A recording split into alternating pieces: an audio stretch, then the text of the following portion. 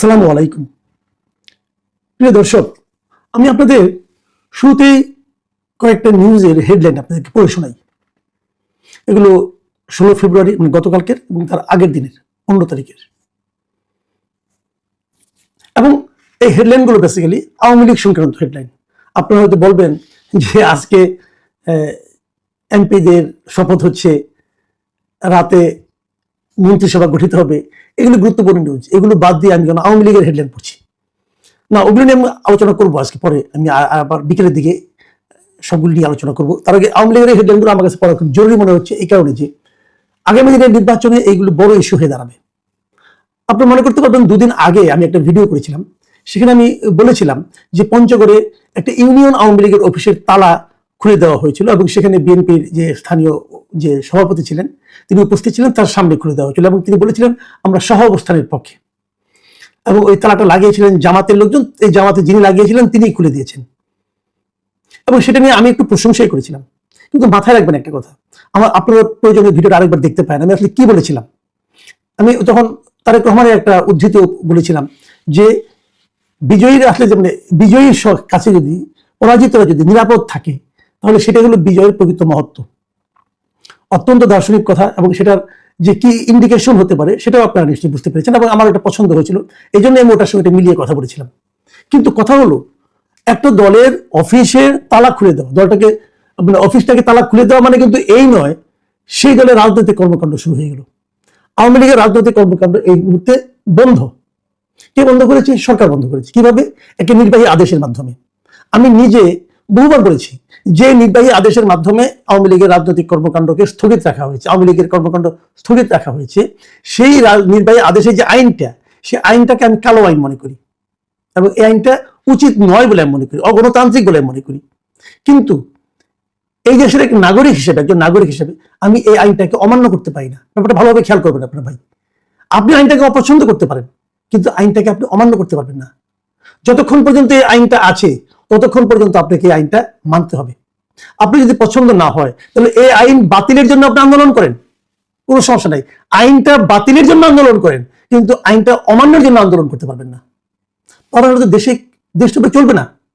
দেখুন, আমি যে নিউজগুলো পড়তে যেতাম এগুলো পড়ি, তারপরে এটা আমি আবার আলাপ করি। আজকের কয়েকটা ঘটনা।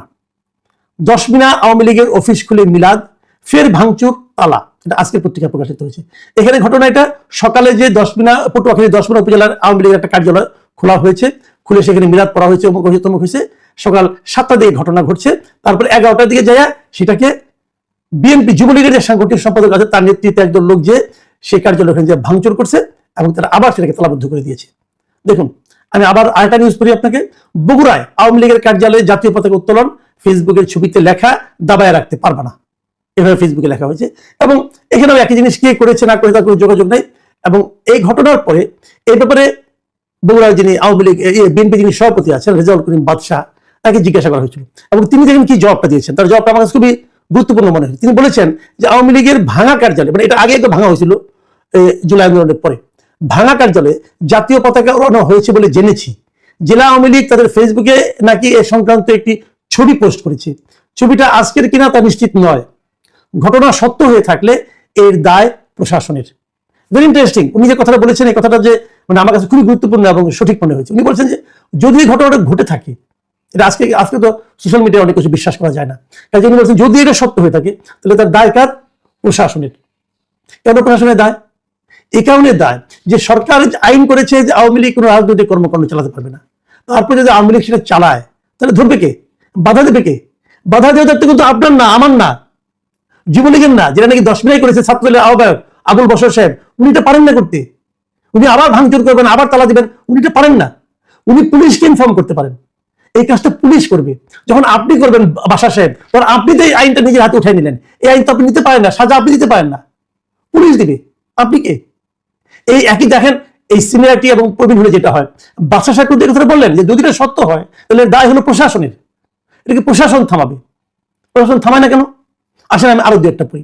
চট্টগ্রামে আওয়ামী লীগের কার্যালয়ে দলীয় ফলক পরে উধাও, এটা প্রথম আলো নিউজ। এখানে উত্তর জেলার একটা কার্যালয়ে দু তিনজন লোক যে একটা দলের একটা মানে আপনার সাইনবোর্ডের মতো টাঙিয়ে দিয়ে আসছে, পরে আবার উধাও হয়ে গেছে, পরে যে দেখা গেছে নাই। তারপরে কি রাতে সেখানে যে দেখা গেছে জাতীয় নাগরিক পার্টির নেতা কর্মীরা সেখানে অবস্থান করছে। কেন ভাই আপনি অবস্থান করবেন কেন?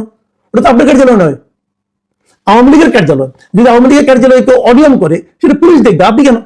আপনি কি পুলিশ? এটা তো পারেন না। এই বাড়াবাড়িটাই কিন্তু এই সমস্ত ঘটনা ঘটাচ্ছে। গতকালকে দুই তিনটা আপনাদের নিউজের শিরোনাম পড়ে শোনাই। গতকালকে একটা নিউজ ছিল যে খুলনায় কার্যক্রম নিষিদ্ধ আওয়ামী লীগের অফিসে নেতাকর্মীদের প্রবেশ। এটা দৈনিক নয় দিগন্তের একটি নিউজ। সেখানে বলতেছে যে মহানগরীর শঙ্খ মার্কেটের কাছে আওয়ামী লীগের অফিস খুলে সেখানে কয়েকজন নেতাকর্মী প্রবেশ করেন।